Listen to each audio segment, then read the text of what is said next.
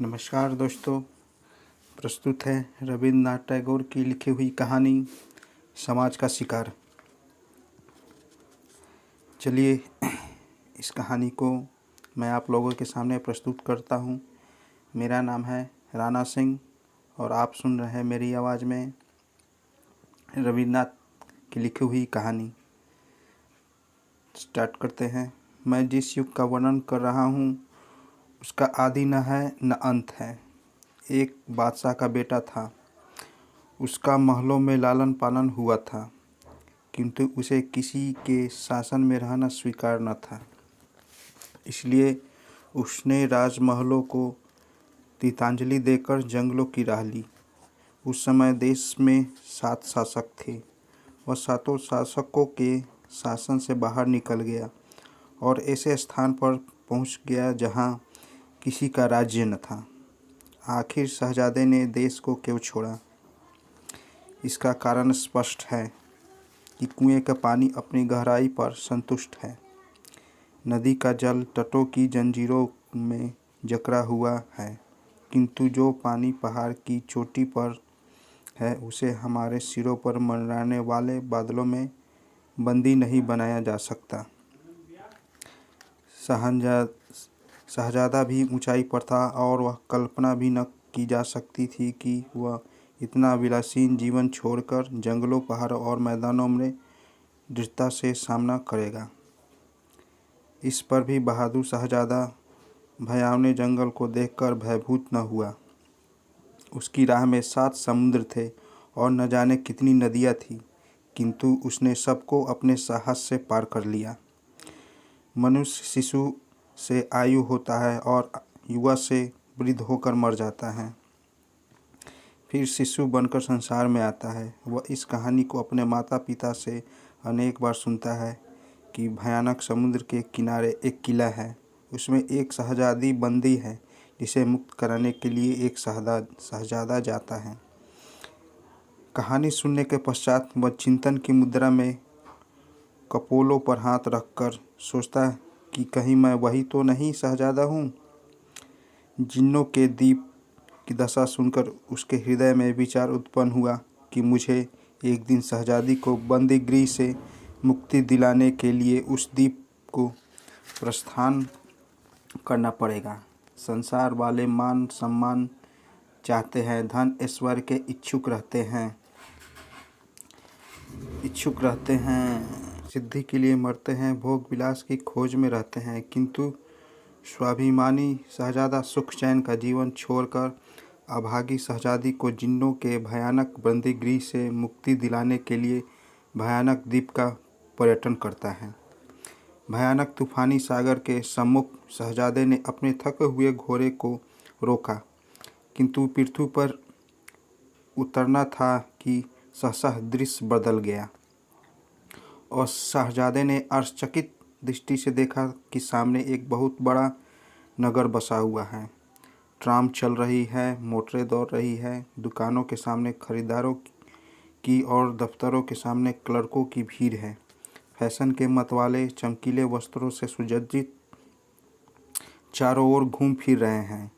शहजादे की यह दशा कि पुराने कुर्ते में बटन भी न लगे, वस्त्र मैले, जूता फट गया। हर एक व्यक्ति उसे घृणा की दृष्टि से देखता है, किंतु उसे चिंता नहीं।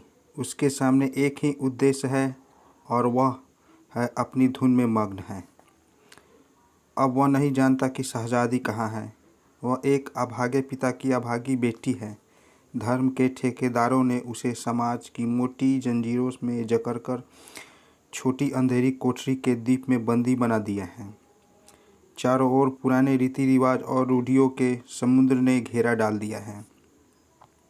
क्योंकि उसका पिता निर्धन था और वह अपने होने वाले दामाद को लड़की के साथ अमूल्य धन संपत्ति न दे सकता था, इसलिए किसी सज्जन खानदान का कोई शिक्षित युवक उसके साथ विवाह करने पर सहमत न होता।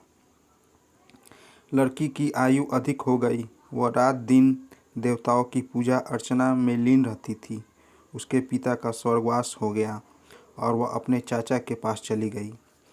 चाचा के पास नगद रुपया भी था और काफ़ी मकान आदि भी थे। जब उसे सेवा के लिए मुफ्त की सेविका मिल गई, वह सवेरे से रात के 12 बजे तक घर के कामकाज में लगी रहती। बिगड़ी दशा का शहजादा उस लड़की के पड़ोस में रहने लगा। दोनों ने एक दूसरे को देखा। प्रेम की जंजीरों ने उनके हृदय से विवाह कर लिया। लड़की, जो अब तक पैरों से कुचली हुई कोमल कली की भांति थी, उसने प्रथम बार संतोष और शांति का सांस लिया। किंतु धर्म के ठेकेदार यह किस प्रकार सहन कर सकते थे कि कोई दुखित स्त्री लोहे की जंजीरों से छुटकारा पाकर सुख का जीवन व्यतीत करे। उसका विवाह क्या हुआ, एक प्रलय उपस्थिति हो गई।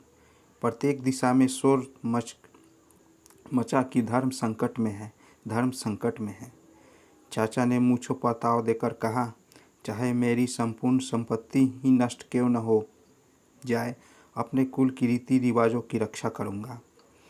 बिरादरी वाले कहने लगे, एक समाज की सुरक्षा हेतु लाखों रुपया बलिदान कर देंगे। और एक धर्म के पुजारी सेठ ने कहा, भाई कलयुग है, कलयुग। यदि हम अचेत रहें तो धर्म विलय हो जाएगा।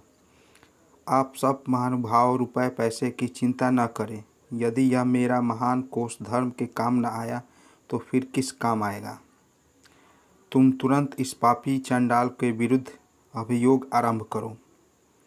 अभियोगी न्यायालय में उपस्थित हुआ। अभियोगी की ओर से बड़े बड़े वकील अपने गाउन पर फरफराते हुए न्यायालय पहुँचे।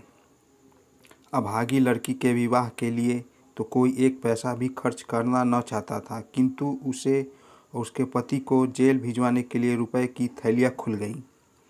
नौजवान अपनी अपराधी से चकित नेत्रों से देखा। विज्ञान की किताबों को चाटने वाली दिन को रात और रात को दिन कर रही थी।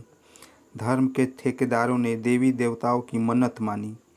किसी के नाम पर बकरे बलिदान किए गए, किसी के नाम पर सोने का तख्त चढ़ाया गया। अभियोग की क्रिया तीव्र गति से प्रारंभ हुई। बिगड़ी हुई दशा वाले शहजादे की ओर से न कोई रुपया व्यय करने वाला था और न कोई पक्ष समर्थन करने वाला था। न्यायाधीश ने उसे कठिन कारावास का दंड दिया। मंदिरों में प्रसन्नता के घंटे घड़ियाल बजने लगे। संपूर्ण शक्ति से खंड बजाए गए। देवी और देवताओं के नाम बलि दी गई। पुजारी और महंतों की बन आई।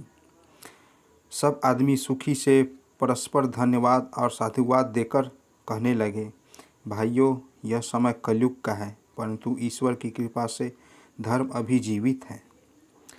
शहजादा अपनी सजा काटकर कारावास से वापस आ गया, किंतु उसका लंबा चौड़ा पर्यटन अभी समाप्त न हुआ। वह संसार में अकेला था, कोई भी उसका संगी साथी नहीं।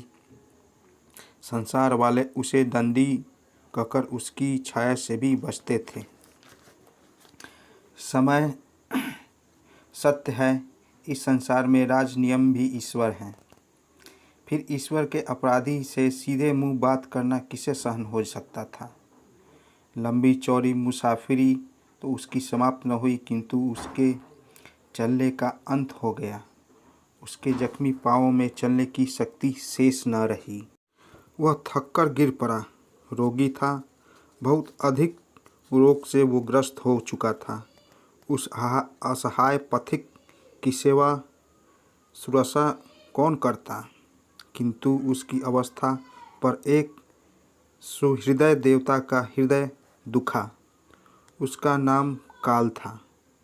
उसने शहजादे की सेवा अश्रुषा की। उसने सिर पर स्नेह से हाथ फेरा और उसका साथ शहजादा उस संसार में पहुंच गया जहां न समाज है और न उसके अन्याय और न्याय। बच्चा आश्चर्य से अपनी माँ की गोद में यह कहानी सुनता है और अपने फूल से कोमल कपड़ों पर हाथ रखकर सोचता है, कहीं वह शहजादा मैं ही तो नहीं हूँ। तो दोस्तों, कैसी लगी कहानी आप लोग ज़रूर कमेंट करें, और आपको कहानी अच्छी लगी तो मेरे चैनल को सब्सक्राइब ज़रूर करें और साथ साथ बेल आइकन को ज़रूर दबाएं ताकि मेरी कहानी सबसे पहले आप तक पहुँचे। नमस्कार।